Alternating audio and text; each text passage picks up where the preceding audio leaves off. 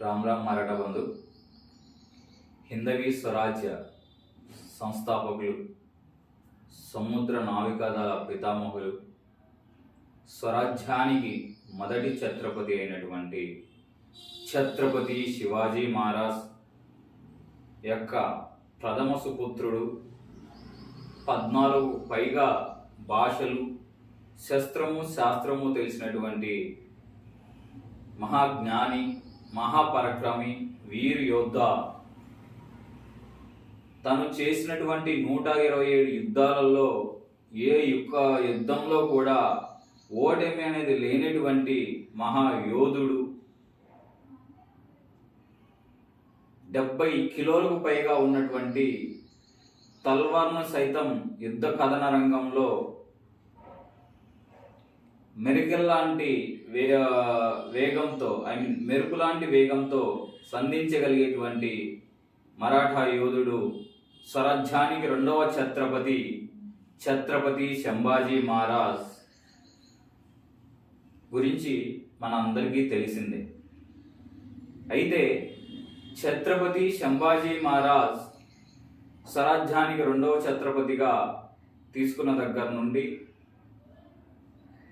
1689వ సంవత్సరంలో మొఘల్ సైన్యం ఔరంగజేబు సైన్యం ఏదైతే ఉందో ఆ సైన్యం ఎదురుగా పోరాడే శక్తి లేక ధైర్యం లేక ఒక కపట మోసంతో సంభాజీ మహారాజుని సంగమేశ్వర్ వాడి దగ్గర పట్టుకోవడం జరిగింది. అయితే ఆ సంగమేశ్వర్ వాడి దగ్గర 30,000 మొఘల్ సైన్యాన్ని 500 మరాఠా సైన్యం ఏ విధంగా చీల్చి చెండాడిందో కూడా మనకందరికీ తెలియాలి. చీల్చి చెండాడిన తర్వాత సంగమేశ్వరం నుంచి బహదూర్ గఢ్, ఇప్పుడు ధర్మవీర్ గఢ్గా పిలువబడుతున్నటువంటి దగ్గరికి దాదాపు 250 కిలోమీటర్లు సుమారు సంఖ్యలు వేసి ఆయనని బందీగా అత్యంత దారుణంగా నడిపించుకొచ్చినటువంటి స్థితి. బహదూర్ గఢ్ వద్ద మొఘల్ పాదుషాగా పిలువబడే ఔరంగజేబ్ క్రూరుడు నరరూప రాక్షసుడు అయినటువంటి వ్యక్తి తన దైవానికి ప్రార్థిస్తూ ఈనాటికి నా ఆలాపన విన్నావా అని చెప్పి తన దైవానికి ఆయన ప్రార్థన చేసుకుంటూ వచ్చి సంభాజీ మహారాజ్ దగ్గర నిలబడితే తాజుబందీ అంటారు ఈ ఇరానీ భాషలో. ఆ తాజుబందీ అంటే ఏంటంటే మొఘల్ పాదుషా ముందు ఎవరు కళ్ళల్లో కళ్ళు పెట్టి ఐ కాంటాక్ట్ చూడకూడదు, తల దించుకొని నిలబడాలి.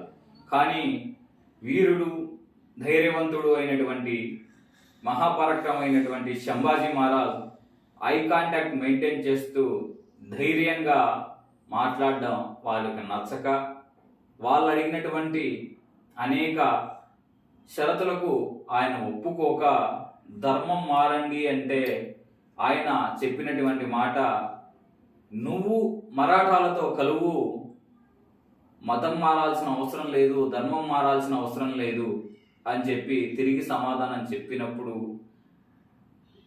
అది వారికి నచ్చక 45 రోజులు క్రూరాతి క్రూరంగా వెంట్రుకల దగ్గర నుంచి మొదలు పెట్టుకుంటే కాలి గోర్ల వరకు కూడాను అత్యంత దారుణంగా సంభాజీ మహారాజును హింసించడం జరుగుతుంది.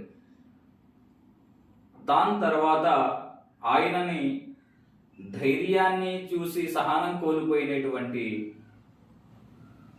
ఈ మొఘల్ పాద్షాహి ఎవరైతే ఉన్నారో ఆయన కాళ్ళ వేళ్ళ దగ్గర నుంచి మొదలు పెట్టుకుంటే ఈ గోర్లు తీసేయడం, వేళ్ళు నరికించి వేయటం, చర్మం తొలిచి వేయటం, శరీరం అంతా, దాని తర్వాత కళ్ళు పొడిపించడం, ఇనుప రాడ్లతోటి కాల్చి, తర్వాత నాలుగు తీసేయడం లాంటి, తర్వాత చెవులలో సీసం పోయడం లాంటి ఏవైతే వాళ్ళ యొక్క చట్టం ప్రకారంగా ఉన్నటువంటి శిక్షలన్నిటినీ సంభాజీ మహారాజు మీద ఆయన అమలు చేయడం జరుగుతుంది. మిత్రులారా, నా హిందూ సోదర సోదరిమణులారా, మన కోసం, మన ధర్మం కోసం ఛత్రపతి అయినటువంటి యోధుడు, ఏనాడు ఓటమి అన్నది లేని యోధుడు, ఆయన ఒక్క క్షణం కాదు అనుకోనింటే అఖండ భారతావనిని పరిపాలించగల సమయం ఉండి అక్కడ ఒక చర్చించుకునే అవకాశం ఉండి కూడా నా జీవితం, నా ప్రాణం, నా బలిదానం ఈ హిందూ ధర్మానికి, రాబోయే తరాలకి ఒక ప్రేరణ కావాలి అని చెప్పి ఆయన చేసినటువంటి ప్రాణత్యాగాన్ని ఏ ఒక్కరు కూడా మరవకూడదని నేను ఈ వీడియో పూర్వకంగా మీ అందరినీ వేడుకుంటున్నాను. ఛత్రపతి సంభాజీ మహారాజ్ తన యొక్క బలిదానంతో మనకు ఒక అద్భుతమైన సందేశాన్ని ఇచ్చారు. ప్రాణం పోయినా సరే, కంఠంలో ప్రాణం పోయినా సరే ధర్మం అనేది మారరాదు, మతం మారరాదు.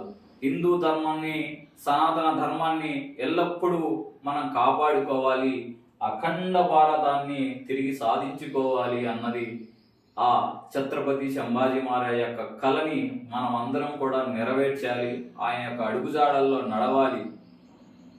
కాబట్టి ఎన్నో వందల సంవత్సరాలుగా మహారాష్ట్ర భూమిలో ఉన్నటువంటి ఒక సాంప్రదాయం ఏంటంటే, సంభాజీ మహారాజ్ మన కోసం బలిదానంతో ప్రాణత్యాగం చేయగలిగినప్పుడు ఆయన కోసం ఆయనను హింసించి క్షీణించినటువంటి ఈ మాసపు రోజులు ఏవైతే ఉన్నాయో, ఫాల్గుణ శుద్ధ ప్రతిపాద నుండి ఫాల్గుణ శుద్ధ అమావాస్య వరకు ఆ టైంలో ఆయనను పట్టుకొని క్షీణించి వధించడం జరుగుతుంది. ఈ ఫాల్గుణ శుద్ధ ప్రతిపాద నుండి ఫాల్గుణ శుద్ధ అమావాస్య ఈ 2026 సంవత్సరంలో ఫిబ్రవరి 18, 2026 నుండి మార్చి 18, 2026 వరకు రావడం జరిగింది. ఇది బలిదాన మాస దీక్ష అన్నది మనం మహారాష్ట్రలో ఎన్నో వందల సంవత్సరాలుగా పారంపరికంగా ఆ మహారాజుకు మన యొక్క కృతజ్ఞత తెలుపుతూ దాన్ని మనము జరుపుకుంటూ రావడం జరిగింది. ఈ బలిదాన మాస దీక్షలో కొంతమంది గుండు చేయించుకొని పిలక పెట్టుకోవడం లాంటిది కానీ శిరస్థానం అంటారు. దాని తర్వాత రెండవది పాల పదార్థాలు తీసుకోకుండా ఉండటం. మూడవది మంచం మీద పడుకోకుండా నేల మీద నిద్రించటం. అదేవిధంగా ఎటువంటి శారీరక సుఖాన్ని కోరుకోకుండా ఉండటం, కాళ్ళకు చెప్పులు ధరించకుండా ఉండటం లాంటి నియమనిష్టలతో మాసపు రోజులు శుద్ధ ప్రతిపాదన నుంచి శుద్ధ అమావాస్య ఫాల్గుణ వరకు కూడా ఉండి వాళ్ళు ఆ దీక్షను విరమించేటువంటి ప్రయత్నం చేస్తారు. అది మన చివరి రోజున తులాపూర్లోని సంభాజీ మహారాజ్ సమాధి స్థలం వద్ద మనం విరమిస్తూ వచ్చాం. గత 5 సంవత్సరాలుగా ఈ 2 తెలుగు రాష్ట్రాల నుంచి నేను ఈ బలిదాన మాస దీక్షను మొదలు పెట్టడం జరిగింది. కాబట్టి మీరు కూడా ఈ హిందూ ధర్మానికి ప్రాణత్యాగం చేసి ఈ రోజు మనం బొట్టు పెట్టుకుంటున్నామన్నా, ఈ రోజు మనం దైవాన్ని కొలుస్తున్నామన్నా, ఈ రోజు మనం హిందూ ధర్మంలో ఉన్నామన్నా, మనం సుమంగళిగా తిరగలుగుతున్నామన్నా, దానికి కారణమైనటువంటి సంభాజీ మహారాజ్ యొక్క బలిదాన దీక్షకి మనము ప్రాణత్యాగం చేయాల్సిన పని లేదు. ఆ మహావీరుడికి ఈ 30 రోజులు మాస దీక్ష తీసుకుంటే సరిపోతుంది.